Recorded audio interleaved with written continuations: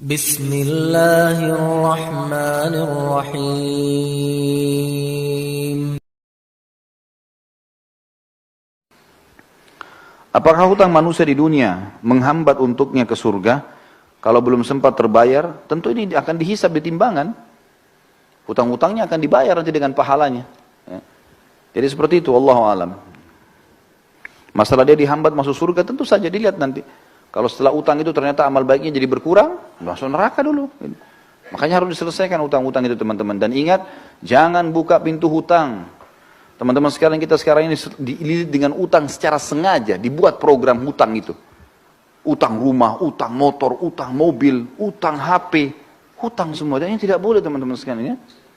Kita tidak boleh dalam Islam membuka utang kecuali ada uzurnya. Karena utang itu bagian daripada pelanggaran. Kalau orang punya kemampuan. Ada orang subhanallah mampu, kaya raya, tapi semua dicicil sama dia. Kenapa harus cicil ini teman-teman sekalian? Tidak boleh buka pintu utang nih, berbahaya sekali. Kata Nabi SAW, orang mati syahid pun diampuni semua dosanya kecuali utangnya. Dalam hadis ini dikatakan, ruh seorang mukmin bergantung antara langit dan bumi selama utangnya masih belum dibayar. Berat utang itu teman-teman sekalian. Lalu apa kira-kira sebabnya utang? Saya pelajari, ternyata utang itu kebanyakan teman-teman sekalian disebabkan karena dua hal. Orang ini malas kerja, atau yang kedua, mau melampaui kapasitasnya. Kalau belum saatnya antum punya rumah sendiri, sewa, kontrak, nggak apa-apa. Bukan aib itu teman-teman. Tapi kita paksakan diri, oh nggak apa-apa, saya kan bisa bayar tiap bulan. Baik, kalau antum meninggal, sebelum selesai, ini kan bahaya, masalah. Atau terlambat akhirnya kena bunga, riba, terbuka dosa-dosa. Jadi tidak halal semuanya, nanti bermasalah. Untuk apa kita paksakan diri teman-teman? Jangan paksakan diri. Melampaui kapasitas, ya itu nggak boleh sebenarnya. Jangan dipaksakan. Kita mampunya naik sepeda teman-teman, naik motor. Apa yang kita mampu berdoa sama Allah lalu berusaha ikhtiar.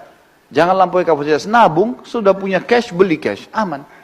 Gitu kan? Ini sama sekalian saya ingatkan teman-teman yang sibuk dengan kartu kredit, berhentikan teman-teman sekalian, berhentikan.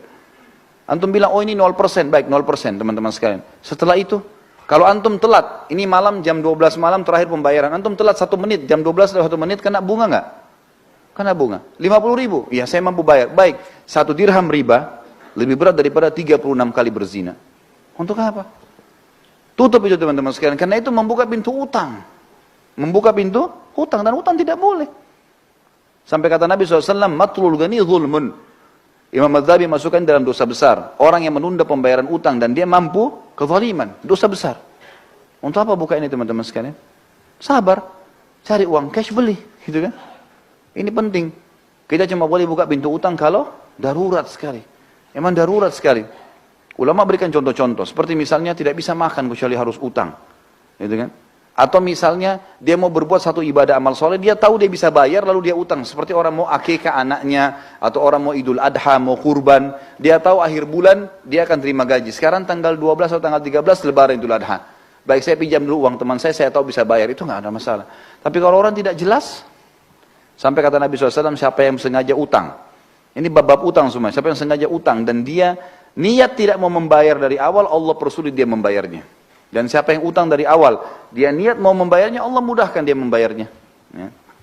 Termasuk teman-teman, akhwat kita di bawah. Saya sarankan, berhenti arisan. Loh ya betul. Arisan itu membuka pintu hutang. Ya. Sekarang begini rasionalnya. Kita 20 orang teman-teman ngumpul, ayo kita buat arisan yuk. 1 orang 5 juta misalnya, atau 1 orang 1 juta. 20 orang dapat 20 juta kan? Baik. Nama saya keluar pertama, bulan pertama, saya dapat 20 juta. Ini banyak orang gembira, oh 20 juta, dihabisin beli ini, beli itu. Apalagi akhwat kita, Masya Allah daftarnya sudah lengkap. Beli ini, beli itu, beli ini, beli itu. Sadar nggak dia? Kalau dia sedang punya utang 19 juta. Hah? Sedang punya utang nggak? Baik, kalau dia mati bulan depan, siapa yang bayar? Gak bisa. Ini membuka pintu utang loh. Mengkhayal beli barang, padahal uangnya orang dipakai. Utang ini. Dan orang yang paling terakhir dapat itu doror. Gak boleh dalam Islam itu doror. Dia selalu berharap supaya dapat tapi gak dapat. Namanya gak jatuh, terakhir baru dapat dia. Jadi dia seperti membiayai orang lain semuanya dulu. Lah ya, ini gak boleh loh teman-teman sekalian. Ada orang tidak melihat hukum syarih itu bahaya. Kalau menurut saya Allah tinggalkan. Pernah istri saya ikut, saya nasihatin dia, hati-hati loh, berhenti, ini nggak boleh. Waktu dia sampaikan saya bilang ini nggak boleh. Ini bahaya membuka pintu utang. Sekarang kalau kau meninggal dalam 2-3 bulan setelah itu, siapa yang bayar? Nah, pasti saya ahli warisnya kan? Ya kalau saya punya duit, kalau enggak, loh ya kalau kita pas suaminya punya uang misalnya, kalau enggak punya uang gimana? Kan jadi utang yang bergantung kan? Gak bisa. Atau ada orang lari, zalim, dia pergi. Kan jadi masalah. Baik, kalau mau kumpul pengajian. Tidak usah ada arisan. Iya enggak? Benar enggak ini? Hah? Tangkap enggak secara rasional ya? Jadi pelarangannya itu karena membuka pintu utang. Orang yang terima pertama itu utang 19 juta loh tadi. Uangnya orang kita pakai. Bagaimana caranya kita bisa bawa duit orang baru kita pakai belanja kebutuhan kita. Coba pikirkan teman-teman. Ini kenapa? Karena mau melampaui kapasitasnya. Udahlah, dunia sebentar. Kata Nabi SAW, perumpamaan saya sama dunia seperti musafir yang sedang mampir di bawah pohon. Hilangkan penatnya, pergi habis itu. Kata Syekh Utsaimin rahimahullah, kalimat yang mulia. Seseorang mukmin orang muslim harus menjadikan dunia ini seperti kamar mandi. Seperti WC-nya. Dia datang, selesaikan hajatnya, dia pergi. Dunia cuma begitu saja. Maksudnya, tidak usah terlalu berlebihan. Hajat diselesaikan, penting, kemudian sudah. Gitu. Seperti itulah. Ya jangan melampaui kapasitas kita. Ini Allah Allah, ini saran saya ya, saran saya. Tapi kalau teman-teman ada di antara asatidzah, di antara duat yang memang memberikan solusi lain, alhamdulillah. Tapi saya pribadi, saya selalu mencari zona aman. Zona aman, ya kita mati kita aman. Kenapa yang kita masuk ke zona yang tidak aman? Kan gitu. Ini meja kita bagi dua, ini aman, ini tidak aman. Masuk ke aman teman-teman sekalian. Ibadah yang ada perintahnya, gitu kan. Jangan buka masalah dengan orang lain, jangan buka pintu utang, jangan gantung sesuatu. Udah jelas semua. Kalau saya tanamkan dalam diri saya prinsip adalah semuanya harus jelas. Udah. Halal halal, haram haram. Halal tinggal nikmati, halal tinggalkan. Nikmatin yang mampu saja yang ada. Sudah. Saya pulang ke rumah kadang-kadang istri saya tanya ada makanan? Enggak ada. Mau beli makanan di sebelah? Beli aja makanan. Enggak apa-apa. Sini bawa. Toh makan. Untuk apa saya ribut dengan masalah makanan? Tinggal beli makanan di sebelah makan. Bismillah, alhamdulillah. Yang penting lapar sudah hilang, habis. Dunia begitu kok. Masuk lihat pakaian saya mana yang ini? Oh belum dicuci. Baiklah. Yang ada saja saya pakai. Clear. Selesai. Jelas kok, aman saja gitu kan.